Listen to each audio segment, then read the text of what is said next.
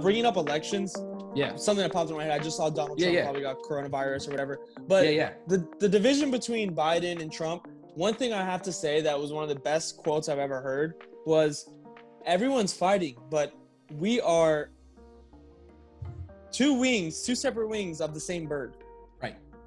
It's like, it's now, like, bro, I think our bird crashed into a tree a long time ago, and it's on the ground in pain, and it's hurting now. Its wings are damaged. You know what I'm saying? Our bird is done. But with this election coming up, do you feel the same way that I'm feeling, where it could be a not over in one night thing? It's going to be dragged out. Yeah, no, I mean, and then Nancy Pelosi becomes president, bro, because then they, there's a timeline. They have to decide the president by, and if not, the Speaker of the House gets it. And then she becomes president. Yeah, that's in the Constitution, I'm pretty sure. Damn, that's tough, man. I mean, and I like to do this a lot, is I kind of just make up a future in my head of what's going to happen when who wins. Got to, yeah. Yeah. I mean, and just so far what I've seen on the tax rate side of things, both parties are going to, I don't really want to sound super political, but the Biden tax policy is going to wreak havoc. Yeah. Well, all the rich people are going to leave, bro. They're all going to leave. I'm going to look to leave. I don't even make that much money, and I'm going to look to leave. You know what I'm saying? Yeah, bro. His tax policies are going to completely wreak substantial havoc, especially on terms of capital gains, because now we're having such a substantial rise in capital gains taxes.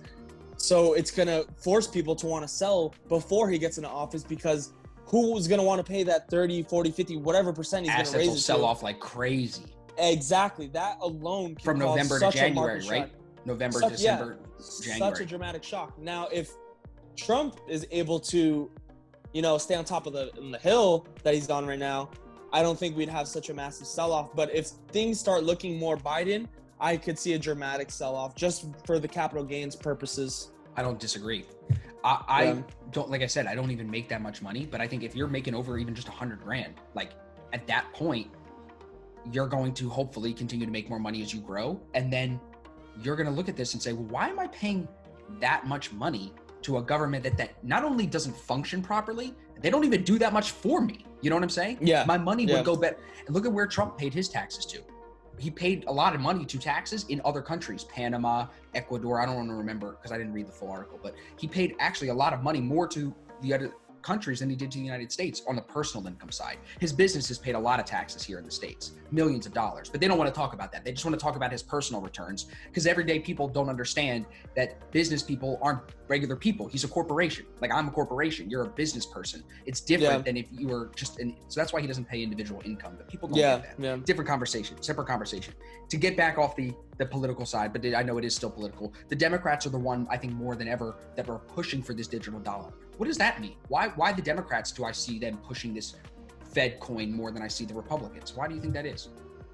Because the Democrats love to be spoon-fed, and they want to hand everything to everybody, right? Right. Yeah, they love to be spoon-fed, and for them to get the digital dollar and getting all these UBI payments and all these different things, it just completely incentivizes them to push for that law or whatever is to come. Yeah. I had a buddy that's in California. He just got back from California to Jersey, and he was saying, bro, it's not even like what you see on the TVs. It's worse. He said there's homeless people everywhere. They feed the homeless people 3 meals a day there. There's shit on the sidewalks. He said they come up to the buses and they spit on the buses. They bang on the windows. He said it is literally crazy.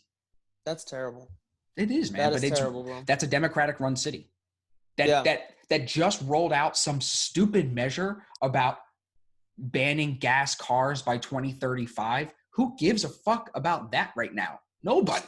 Like, these people are on your literally shitting on the streets there. Yeah.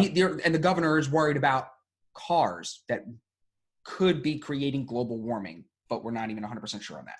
So I don't know. It is super political, but with the Democrats pushing for this digital dollar, if Biden wins, do you think that makes the digital dollar happen sooner? Or do you think either way, this is inevitable, it's coming quickly because of what they're printing?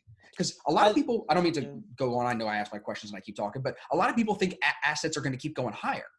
People are like, keep buying assets. 5 years from now, assets are higher. How is that possible if we keep printing dollars? Well, I think regardless, whoever wins, we're going to go into future of the digital dollar. I think Biden definitely would speed that up. And on to your second question, how would